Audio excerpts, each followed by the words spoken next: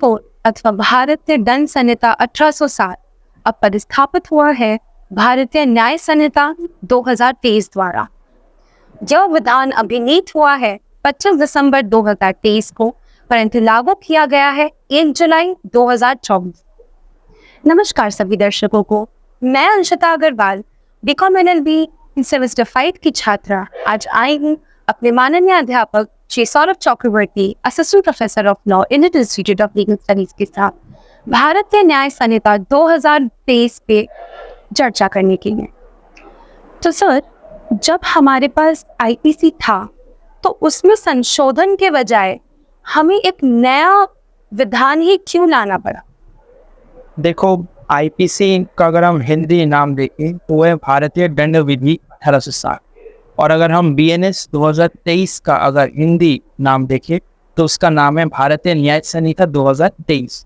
तो ये जो शब्द है दंड और न्याय, इसी से हमें एक संदेश मिलता है कि जो संसद ने ये नया कानून क्यों लाए। क्योंकि पहले था जोर दिया जाता था दंड के ऊपर, जिसको हम अंग्रेजी में बोलते हैं पनिशमेंट, लेकिन अभी जो हमारा फोकस है वो हमारा है जस्टिस के ऊपर, न्याय के ऊपर, कि हमारे कानून, क्रिमिनल लॉज, जो कानून है वो ऐसे होने चाहिए जिससे लोगों को, जो आम लोग हैं, उनको स्पीडी और एक्सपीडिशियस जस्टिस मिले, न्याय मिले। ये एक कारण है। दूसरा कारण है कि जो आईपीसी था वो 1860 में ब्रिटिशर्स ने बनाया। तो 1860 से लेकर 2023 का वक्त, ये काफ़ी लंबा वक्त रहा है जिसमें कई नए चीज़ें हुई हैं, कई नए तरह के अपराध हुए हैं। जैसे आज हम लोग डिजिटल स्पेस में रहते हैं, साइबर स्पेस में रहते हैं, तो ये सब जो अपराध हैं ये पहले के आईपीसी में नहीं। तो नए कानून में सभी तरह के अपराधों को और टेक्नोलॉजी को भी एक अहम भूमिका दी गई है, और इसीलिए भारतीय संसद ने तीनों क्रिमिनल लॉज को हटा के नए क्रिमिनल लॉज भारत में लाए। अच्छी, तो महिलाओं और बच्चों के विरुद्ध जितने भी अपराध होते हैं उसे मद्देनजर रखते हुए बीएनएस में और क्या क्या नए प्रावधान आए हैं?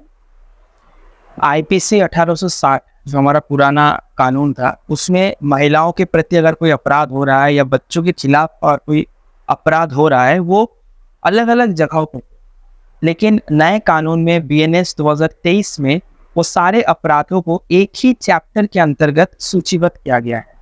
जैसे चैप्टर 5 में offences against women and children, इस चैप्टर में आप देखोगे जहाँ पे बलात्कार के प्रावधान है, उसकी सजा से रिलेटेड प्रावधान है। सामूहिक बलात्कार जो है, अगर सामूहिक बलात्कार 16 साल के नीचे अगर किसी बच्ची के साथ हो रहा है, या 18 साल के नीचे किसी बच्ची के साथ हो रहा है, या 12 साल के नीचे किसी बच्ची के साथ हो रहा है, तो उनके सारे प्रावधान हैं और सजा के प्रावधान भी है।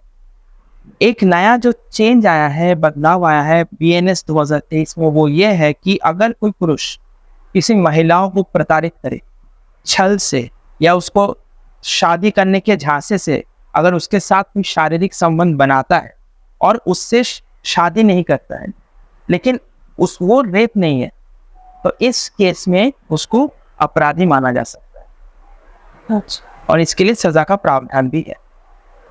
तो आगे बढ़ते हुए अब हम ये जानते हैं कि रैश ड्राइविंग और हिट एंड रन के हादसों को नियंत्रण में लाने के लिए बीएनएस में क्या क्या नए प्रावधान आए हैं? नए कानून बीएनएस 2023 में धारा 106 है, जहाँ पे रैश और नेग्लिजेंट ड्राइविंग के बारे में बताया गया है।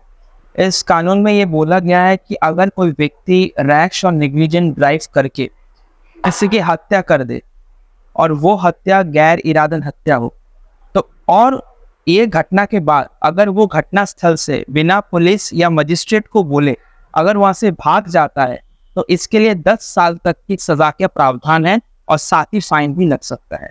जबकि पहले के लॉ में, पहले के कानून में, आईपीसी में केवल 2 साल तक की सजा का प्रावधान था।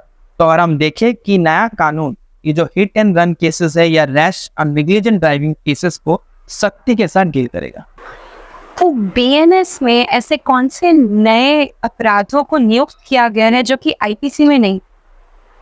जैसे कि मैंने पहले भी बोला कि बीएनएस नया कानून है और आईपीसी में जो जो अपराध नहीं शामिल उन सभी को बीएनएस ने एक प्रावधान दिया है। जैसे कि अगर हम पहले बात करें संगठित अपराध, ऑर्गेनाइज्ड क्राइम, जो एक सिंडिकेट के माध्यम से होते हैं। मतलब एक से अधिक लोग जब ग्रुप में रहकर कोई क्राइम करे, कोई अपराध करे, उसको इसमें अपराध का दर्जा दिया गया है। उसके बाद अगर हम देखें कि टेररिस्ट एक्ट, आतंकवादी हमले, उसको एक स्पेसिफिक सेक्शन में कानून का प्रावधान दिया गया है। उसके बाद अगर हम बात करें कि स्टेट के खिलाफ अपराध, जो कि पहले सेडिशन था, अब इस सेडिशन के जगह पे भारत का जो संप्रभुता, एकता और अखंडता के खिलाफ अगर कोई व्यक्ति कोई अपराध करे तो उसको भी अपराध के श्रेणी में रखा गया है। इसके अलावा अगर हम स्नैचिंग की बात करें, हम सबको पता है कि बीच रास्ते से हम जाते हैं, किसी ने सोने की चेन छीन ली, लेकिन आजकल केवल सोने की चेन ही कीमती नहीं है, केवल मोबाइल फ़ोन जिससे हम सब लोगों का डाटा रहता है, उसमें सारे डॉक्यूमेंट्स रहते हैं, तो वो भी स्नैचिंग होता है।